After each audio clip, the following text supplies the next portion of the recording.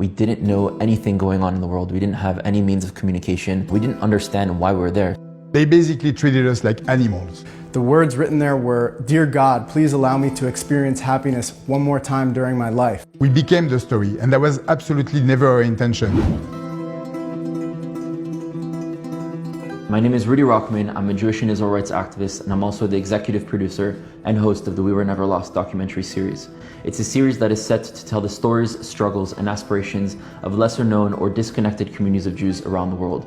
Our first season is to take place in Africa, and we were just in Nigeria filming our first episode.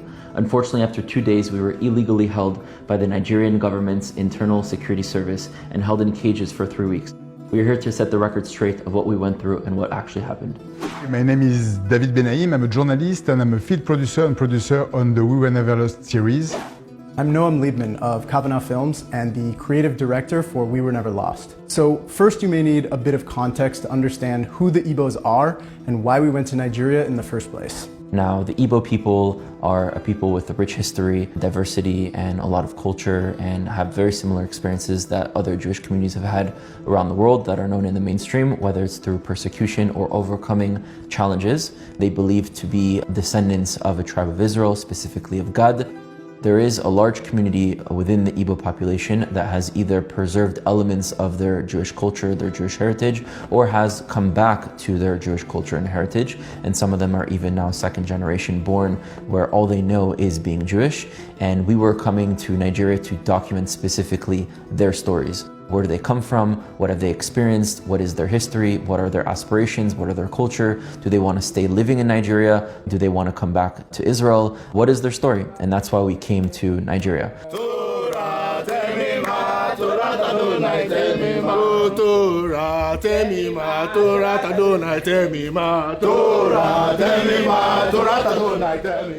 Okay, so starting from the beginning, we arrived in Nigeria and spent the first 2 days filming in a village called Ogidi. The amazing community that welcomed us with open arms, like cooked us food and introduced us to their way of living their Jewish life, the way they were praying every single morning. Even though we only had 2 days, we got to experience how charismatic, intelligent, hardworking, and knowledgeable in Torah that this community is. At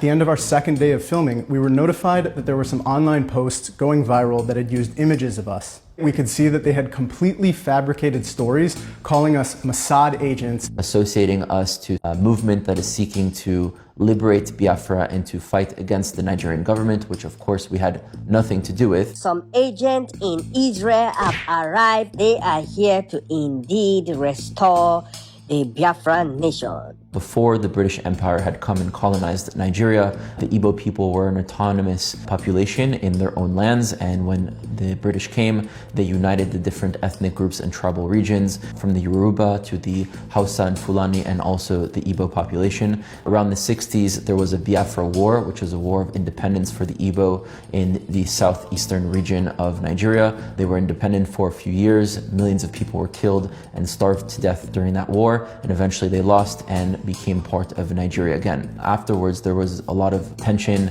and bad blood between the communities, and the Hausa Fulani, which are the majority and those that are always in power, have been discriminating the Igbo population. And since then, there are still movements that seek to separate from the rest of Nigeria. Now, apart from this political movement to achieve self-determination for the Igbo people, the reality is that the vast majority of the Igbos have nothing to do with fighting or physically pushing for the liberation of Biafra and are normal people living within Nigeria.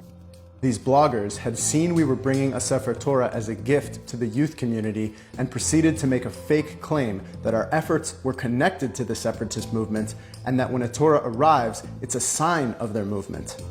This claim doesn't even make sense because there are already several Sefer Torahs throughout the region. The DSS decided to get involved. The DSS is the Secret Service, the Interior Defense of Nigeria. They show up at our hotel at 7 a.m. Friday morning with about 10 heavily armed men in black ski masks and tell us that we need to come with them. They took our phones, they took our passports, and they took our freedom for the following 20 days.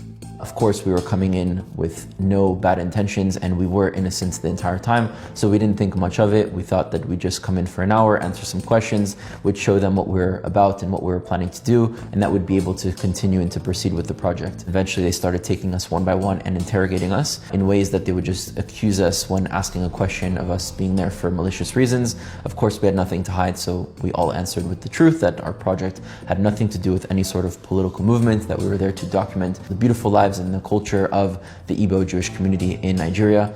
So it's Friday night and we've realized at this point that we're not going to be able to get out and do Shabbat where we had planned to do. We're in a holding cell and everyone's leaving for the weekend and we wanted to do Shabbat but we had no grape juice or wine. So we did the Kiddush over a grape that we found and the motzi over some crackers that we had. And this is how we spent our first Shabbat in Nigeria. Now, Rudy, David, and I know that we have embassies of 3 very powerful countries willing to fight for us. But this is not the case for Nigerians who get arrested. There was a non-Igbo man initially taken into custody with us, and when he asked our captors not to yell at us, the interrogator threatened him by saying, "I can make you disappear." This is the type of abuse of power we witnessed firsthand, and the realization that there's just no accountability for this injustice. 24 hours later, in the morning at 7 a.m. after sleeping on the floor, we were rushed into a van. They did not want to tell us where we would be. They did not want to tell us where we would go. They just said, get in the car. The drive was horrendous, very dangerous, driving extremely fast, almost intentionally trying to sort of intimidate people by driving in their directions in order for them to be afraid. A lot of us were afraid for our lives. We had no clue if the world knew that we were taken. We could not communicate with anyone. After 9 hours of non-stop dangerous driving, we were dropped off at the DSS headquarters in Abuja and brought to a caged holding cell. And when we say cage, we mean literally a cage. It was a circular room that you can maybe take 3 or 4 steps in each direction behind bars. And then we asked our captors, "Are we under arrest?" They said no. "Are we being detained?" They say no. So we tell them we refuse to willingly enter this cage. For about 20 minutes, they stood around not knowing what to do because they didn't have the authority to put their hands on us. Eventually, another officer comes in, screaming at his men that they're embarrassing him, and orders them to physically throw us in the cage. First 5 nights, we didn't have lights, we didn't have AC, it was dark, it was hot. No furniture, no beds, we're forced to sleep on the tile floor. We were sweating, there were bugs, there were bottles of urine all over, it smelled very bad. The cage itself looked like what you could imagine in Hollywood movies, besides it was not a film. We were living it completely. In the morning, when the sunlight finally illuminated the room, we saw writing all over the walls from previous prisoners. The words written there were, "Dear God, please allow me to experience happiness one more time during my life." And another one saying, "Please remember me once I disappear." We could see the bars on the walls of the people that were counting the days. For 6 days we didn't shower, we were eating only bread and crackers. They basically treated us like animals, and no hope of knowing at all what was going on the outside. We had no clue why we were being arrested. Finally, after 5 days there, the Israeli ambassador managed to come with one of the consulates from the American embassy to see us. This was the first time that we made contact. And we finally were able to know that the outside world kind of understood what our situation was. Told us that they were doing everything that they can to get us out, that they were trying diplomatic means, and that they were in communication with our families, which was a breath of fresh air, that people knew where we were, and that at least our families knew the location of where they were keeping us. They also managed to speak to the people that were holding us, the DSS officers, and agreed to bring food from Chabad, a Jewish organization all around the world, specifically the one in Nigeria, that agreed to provide us with kosher food. So by day 6, it was the first time that we had a real meal. We were finally allowed to shower. Now, when I say shower, I don't mean we go into a room with an actual shower. I mean we go to the bathroom with a bucket that they use to either clean themselves because there's no toilet paper, or to actually clean the bathroom itself by pouring water on the floor. And taking this bucket, we would fill it up with cold water from the sink and we would dunk it on our heads. And that's how we would shower there for the 3 weeks that we were being held. I am immunodepressive and I need my medication daily. If I don't, my life could be in immediate danger, especially in the kind of situation that we are being held on. His medication, along with all of our equipment and luggage, was left at our hotel 900 kilometers away. And 5 days without my medication can be extremely dangerous with my condition. And we kept on telling them that, and we kept on telling them that was essential that I get my medication, but they would not react. The DSS doctor scribbled down the name of the medication and tells us, don't worry, we'll find some. And we're explaining it's a unique prescription customized for him. It's very expensive. You're not going to find it in Nigeria. And if you don't take this seriously, you're going to have the death of a foreign citizen on your hands. And their response was just, calm down, don't worry. He was feeling very afraid that he might catch something, so he was taken by the French embassy, and he was also hospitalized and finally was able to get his medication. I was sent back every single morning for days to get questioned. The fact that I had to go back inside knowing the way we were treated over there was actually more damaging to me than just the arrest itself. Me and Noam continued in that room, and after a week we were changed to another cage that was slightly bigger but had also another 2 cellmates with us. Those 2 cellmates are accused of doing a terror attack in Abuja, a bombing in 2014, and the other one of purchasing weapons illegally. At the end of the day, we don't know these people. They could try to harm us, they can try to do something. So the first week being there, we even walked around carrying scissors from my toiletry bag that I had, and we put it in our pockets to make sure that in case one of them or both of them were to attack us, that at least we'd have something to defend ourselves with. And this was kind of the day-to-day life that we went through. We didn't know anything going on in the world. We didn't have any means of communication. We didn't understand why we were there. Several times me and Noam looked at each other and were like, how did we get here? Accused of all sorts of things, not even officially charged or arrested, so we don't even have human rights to lawyers in horrible and horrendous conditions, and we just couldn't understand how our lives ended up here at that moment. We knew that Nigeria's own laws state that when someone is brought in as a suspect, the DSS has 48 hours to arrest or release them. They interviewed us for hours on end, took written and video recorded statements, they hacked our phones, they did literally everything in their power to try to find one shred of evidence they could use against us for an arrest. Before the trip, we understood that the government is not friendly to the Biafra movement, but we couldn't have imagined that they would be unable or unwilling to differentiate between those involved in the IPOB separatist movement and Igbos who just want to live a Torah-based Jewish life. In the end, we didn't receive our freedom for 3 weeks. Almost the entirety of this time was spent just sitting in a blank room. No form of mental stimulation, no reading material, no news, no nothing going on other than being trapped in a room that was completely disgusting and looking at each other and not knowing when this would end. We didn't know if we would end up being there for a year, for 2 years, for 3 years. We didn't know if people were actually fighting for us.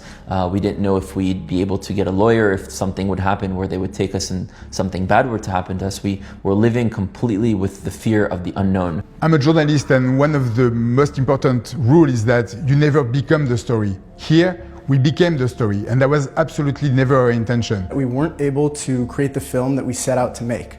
The opportunity was completely robbed from us, and there's no way we'll be allowed back into Nigeria. But if you know anything about the Jewish people, you'll know that we are not ones to give up on our aspirations. This injustice has only increased our motivation to share the stories of the Igbos, and the project will continue.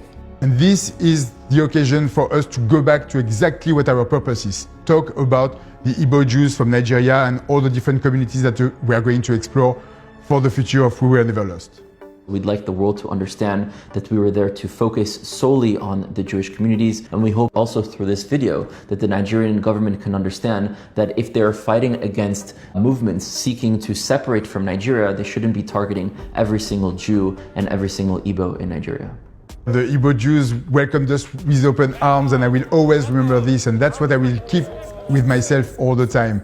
And also I really want to say that I left with 2 friends, the We Were Never Lost team, and I came back with 2 brothers, and that's pretty incredible. During our 3 weeks in detainment, we had no ability to stand up for ourselves, but many people, in fact tens of thousands of people, stood up for us, including our families, including the diplomats that got involved, including several other individuals. I was able to see the strength and the force of all different chancelleries, the embassies, all the families, the friends that were really working tirelessly behind the scene to help us get out from there.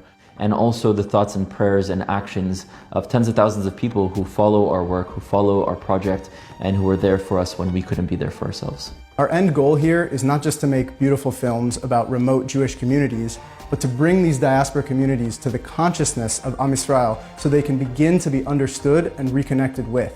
If you'd like to support this project, please visit wewereneverlost.com. Am Yisrael, Am Yisrael, Am Yisrael, Am Yisrael, Am Yisrael, Am Yisrael, Am Yisrael, Am Yisrael, Am Yisrael, Am Yisrael.